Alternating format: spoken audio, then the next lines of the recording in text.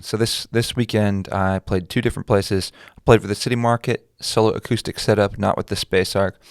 It was forecasted to rain, or it could rain, and so I went with a much simpler setup in case I need to move quickly, because the week before it just poured on my equipment, and I'm lucky.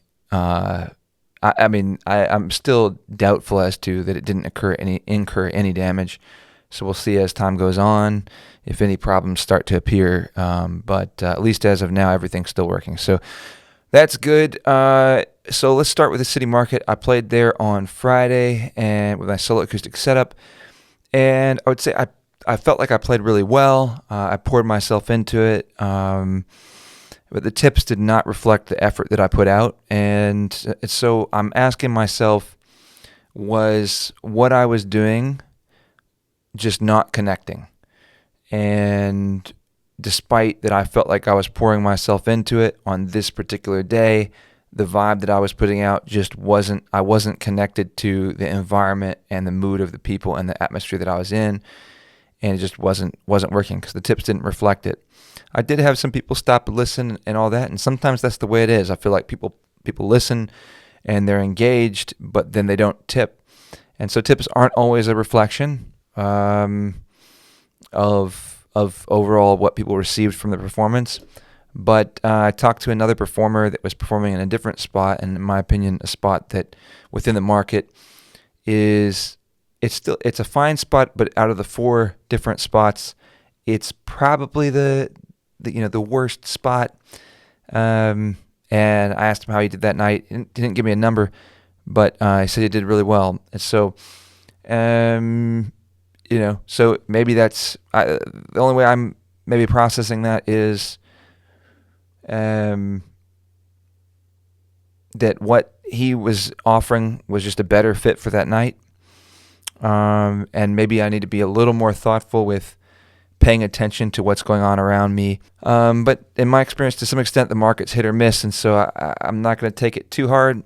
Just kind of store that away and try to keep that in mind as I move through other performances and see as I gather more and more experiences at the City Market or ones kind of close together within a certain month, if there's anything I can learn by comparing and contrasting the different experiences.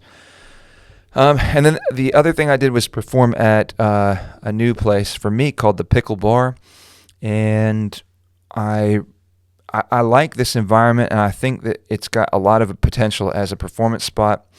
So I'm really glad I got the chance to play there.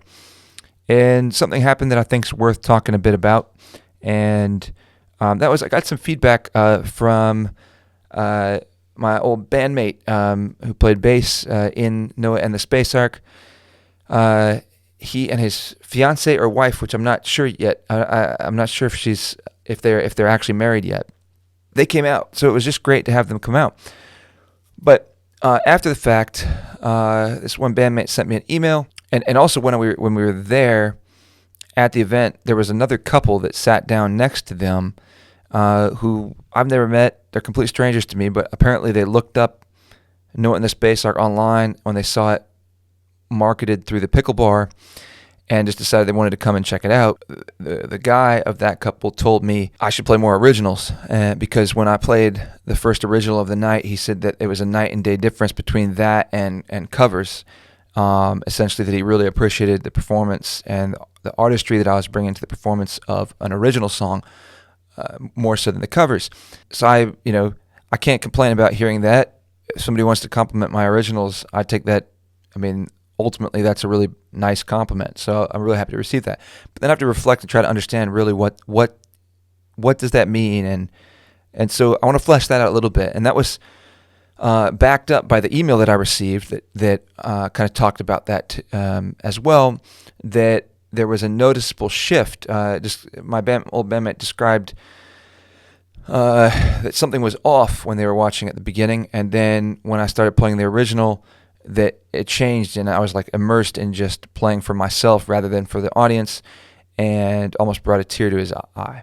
So if that happens, you're doing something right. Okay, so then I'm thinking, okay, it's a feedback that's been corroborated. should I? So what can I learn from this? I wrote an email response back that's helped me flesh this out already, and I think there's some thoughts that are worth sharing. Ultimately, what I concluded was the main reason why there was a shift in the performance was just before I started playing the originals, they actually called out and vocalized a request. And that's the first point in time that I became aware that they were in the audience. And it's more than just that. It's also that them being there, since I haven't really seen any of my old bandmates hadn't to this date hadn't made a concerted effort to appear at one of my performances. I don't think. And so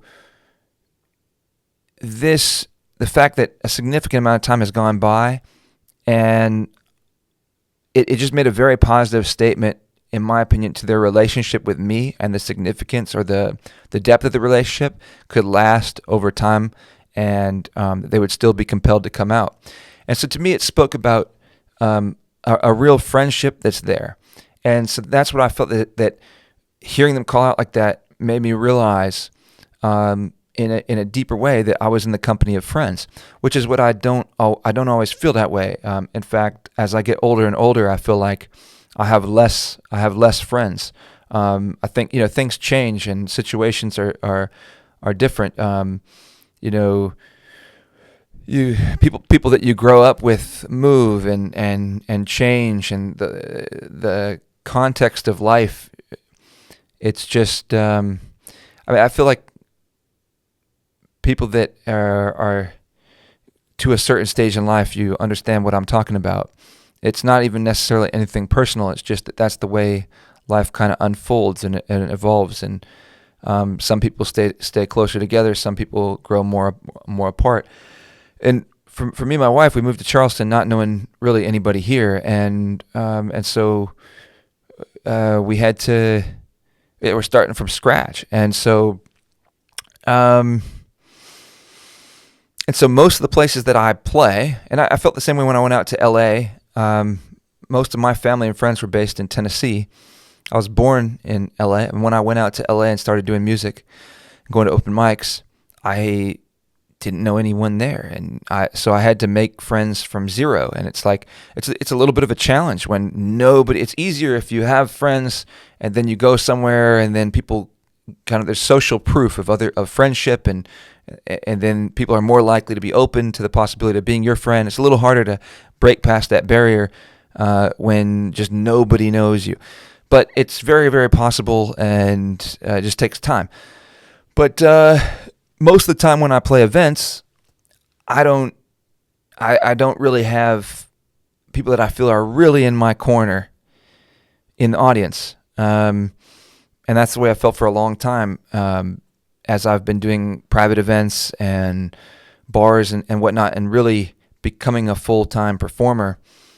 It's just different. And so this is somewhat of a unique experience for me in more recent years, and that created a shift for me. So I when I think or reflect on what was what maybe changed when I played the original, I really don't think it's a difference between covers and originals, and I'll talk on that topic a little bit because I think that's really pertinent to a lot of artists. There's something that a lot of young artists do, and I did, which is I didn't want to play any covers. When I was a songwriter, I wanted to play my originals. I wanted to be me, be authentic, And so to be authentic, to be me, is to sing my own songs, is not to sing other people's songs.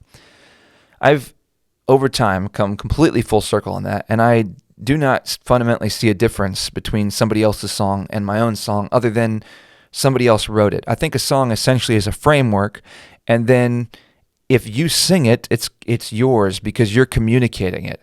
And so somebody maybe owns the legal rights to that song, and they can say these lyrics and this progression and melody, together is something I created, and it's my framework that I built. But if I sing it, I'm coloring the whole tapestry, and it's really me through that framework that people are receiving.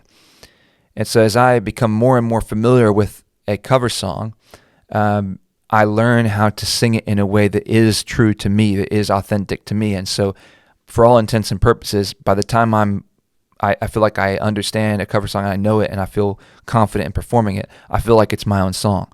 It maybe was made a lot easier in that the framework was already there and I didn't have to build that framework myself. But that's how I experience it. And so I don't see that I'm not being inauthentic or I don't have the ability to be me or express myself. Maybe there are certain songs that aren't a good representation or good framework for me to express the ideas that I believe in. Like I wouldn't sing, Sir Mix-a-Lot or something like that. I won't, but maybe it's good for somebody else. I won't. There's a bunch of pop songs that I think are very crass and ridiculous and kind of sad that they're popular, and I won't sing those. But there's a ton of other songs, like I sing a song called "How Deep Is Your Love" from the Bee Gees. That if you really spend some time to understand the words, it's an incredibly poignant song, and it has such application to today. Every time I sing it, I think it's such an extraordinary song to get a message across that's really appropriate for right now. And I feel the same way, but I've been singing more and more a song that's newer to me as a performer, or to my sets, called "That's the Way of the World" by Earth, Wind, and Fire.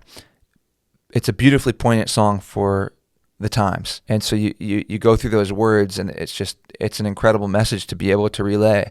And so I'm so glad that this framework was created, and then I get to express myself through it and my own desire and wish through those words and through that melody. And inevitably I change things. Like I don't sing the melodies the same exact way because I just can't. I just sing it in the way that feels right for me. So I think that that's a really important thing. If you're a younger artist that you don't want to sing covers, I just think it's a silly way to move through life.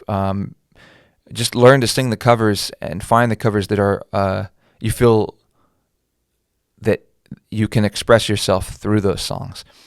And then they can be wonderful tools because other people wrote these things that then you don't have to do that work, and then they're incredible journeys for you, and they teach you things as you move through those songs and you sing them, and they can become some of the best songs that you have to offer. Like to some extent, if it ain't broke, don't fix it kind of thing. Like, is it really that important that so and so wrote the song? If it's a great song, isn't the most important thing just to get the message out there? Just to get, if it's a great message, and you can help keep that message going through your own avenue that you have. If it's big or small.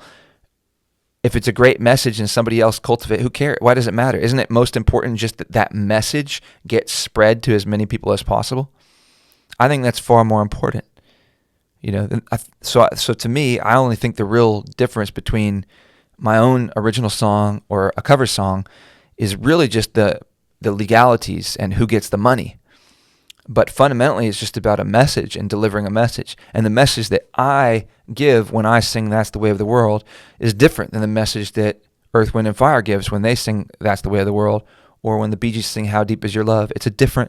There's different things that are communicated, different substance, different depth. And so you bring that back to that. This idea was brought forward and corroborated by two audience members, that the original was significantly better than the cover. And I really think it was just the timing of when I became aware that I had friends in the audience. And it's not just that I became aware that these friends were there, it was also what it meant to me that they were there. And so then I realized I am singing to a different audience than I thought I was. And so initially I think I'm singing to an audience that's cold, doesn't know me at all, is going to be very judgmental, and it's going to take time to kind of win them over. I need to show them that I've been doing this a little while. I know a variety of different songs, try to find what overall these people like, and I'm learning people for the first time, and so I got to just try a bunch of different things, throw paint at the wall, and see what people respond to, and then try to move from there and understand as much as I can from these people based on response, and then and try to build a relationship and grow it. And that's a whole different approach and view than it is when you realize you're playing to people that are in your corner, and that they're already there to support, and they already are bought in, and they're already going to offer a listening ear. And then that's a whole different situation. And so then I feel more freedom to express, different kinds of messages. And then that opens a whole thought process of, in the email I talked about, should I just always act as though I'm playing to friends? And that's something I've grappled with for a long time. And as I sing songs like No Greater Love by Josh White Jr., there's a line that says, I wish for all of you, my friends, to know true peace of mind. I think that's the opening line. And so when I sing that and I call the people I'm singing to my friends, I always because I want to be honest. I don't want to lie. I want to make sure that if I'm calling these people friends, when I sing that word, I really need to know what I mean, and that I believe it. And so the word friend means something pretty deep to me. I don't just consider, an acquaintance a friend. I consider a friend is somebody that's with you for the long haul, that you've got each other's back, and you're always going to be there for each other, that it goes deeper than just, a season, So for me, when I call people friends, it means it's a signal of a kind of loyalty to that I have to them, a kind of dedication that I have to them. And so I have to understand how I can mean friends when I sing this to people. And do I have that kind of loyalty to these audiences that, in large part, I'm not a big fan of pop culture. And I think pop culture is pretty degraded or demented or something. I don't know, demented is probably too strong, but I think pop culture is disturbed. I think we could say, and so I'm very skeptical of most of my audiences, because I know they're filled with a lot of people that are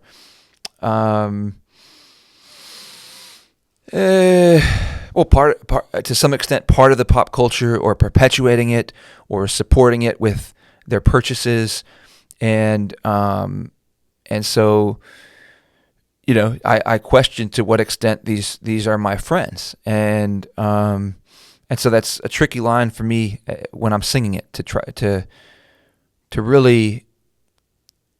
I want to express a positive message, and regardless of my overall understanding of who these people are, or interpretation of the people I'm playing for, I want to give a positive message, and I want to encourage in a positive direction. And I also don't want to tell lies. And so it's something that's very, I don't know, it's detail oriented, it's complex, it's difficult for me. More and more I am getting to that point where I do feel more of a kinship with my audiences, and I can express that these are my friends, and I try to do so to the most that I can of what I'm willing to offer, and how I'm willing to stand up for things and be a source of strength, be a source of resilience and principle in the face of danger, or threats, or resentment, or things that might try to attack you emotionally or spiritually, when you stand for things. And that I'm going to be bold regardless of what comes to me. And so when I think in that way, that's the kind of friendship I'm going to try to offer through my performance, is that I'm going to be through my vocation. I'm going to try to be this source of strength for you guys, and I do regard you fundamentally as friends, regardless of what you're doing, because we all make mistakes. We're all flawed. We're all troubled for periods of time. Life is difficult. We all make choices based on weakness and fear, but we're all also capable of overcoming that, and being strong, and being consistently capable of making better choices, and we're all capable of change and growth. And so I feel that when I sing "Man in the Mirror," and so I guess I want to sum it all up by saying,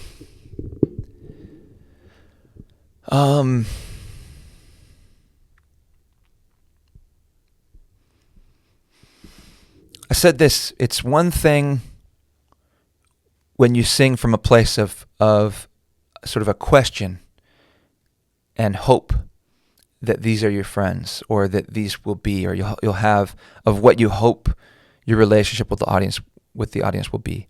It's another thing when that relationship just is the way that you hoped, and it already is that way. And those are just two different things, and I can't control that, and it's definitely going to impact how I express. And I don't know that there's anything I can do about that. And so to some extent, I think my ability to perform at the very best that I can, to some extent, I think it's dependent on the audience. And, but I also don't want to, on some level, I don't want to even think about that, because that does nothing. There's nothing I can take from that to make myself perform better. And so I think still I just need to keep continuing to develop myself and how I can see my audiences and offer positive emotions and love them to the best of my ability. Like that Josh White Jr. song. And so, my friends, if you wish to give love, the lesson is to learn to love without so much a thought what is given in return. And if you will do this, I promise you it's true that no greater love will find its way back to you. That's always a challenge, because if I'm being authentic, if I'm being honest and I'm being real and I'm offering genuine commitment to these people and love, and I'm caring for these people as friends, this has real ramifications in my life. It demands a certain kind of dedication to them. It demands a certain kind of loyalty to communities, or to a city, or a state, or a country, or a world. There's to really fulfill, if I'm going to represent that message, to really fulfill what it calls for, it demands certain things from me. To not just say it, but to be it, to do it. And so then when I start to sing those things, a lot of times I have fears about vulnerability, or my own resolve, or grit, or what the ways that I'm going to fail, and those get in the way. And so it's hard to, as I'm singing those words, I need to be an embodiment of that, to love without so much a thought what is given in return. And to some extent, I'm thinking, are these people going to hate me and trash me? Like, are they going to just not believe me? They say, this guy's a phony, he's singing about love, screw this guy. And then it's going to be hurtful, and I don't want to receive that. But I can't worry about that. If I'm going to be an embodiment of that message, I truly have to just be vulnerable every time. I have to be vulnerable every time. And it's just hard. That's not easy to do. And so I guess I say all that to we can bring back this idea of something being off, and my realization that I am in the company of friends in a deeper sense, where I realize I really have friends in this world that love and appreciate me deeper than I thought, that bless me, that make an effort, and this makes overall brightens my world. It warms my world up, and I have an opportunity to express that and share this joy and moments together with people, with this audience of strangers and some friends. Is there a way where, if you can understand enough, or you're dedicated enough to performance and to love, perhaps, that there is no difference, that truly you view all people as your friends? This doesn't mean to be stupid and ignorant of patterns of behavior and what you might expect from people. but that you love your enemy as much as your friend. And if I can do that, then I would sing in the way that these people appreciated more than the covers, as they were saying. But in my opinion, it's really more those performances that came after that point that they announced, and I realized I was in the company of friends. Is there a way for me to bring my understanding or my commitment to love that there would no longer be a difference between that? That any audience I perform for, I have that commitment and resolve, and so I'm able to deliver my message the same, with no reservation. And so that's it's a little longer of a post week breakdown for gigs, post gig week breakdown. But I hope that was useful to you guys, and those are the things that I was reflecting on this week. And thanks for watching the video. If you liked it, please give it a thumbs up and share it or whatever. Any help kind of drawing more viewership to what I'm doing would be greatly appreciated. So thank you for watching, and see you in the next one. Peace out.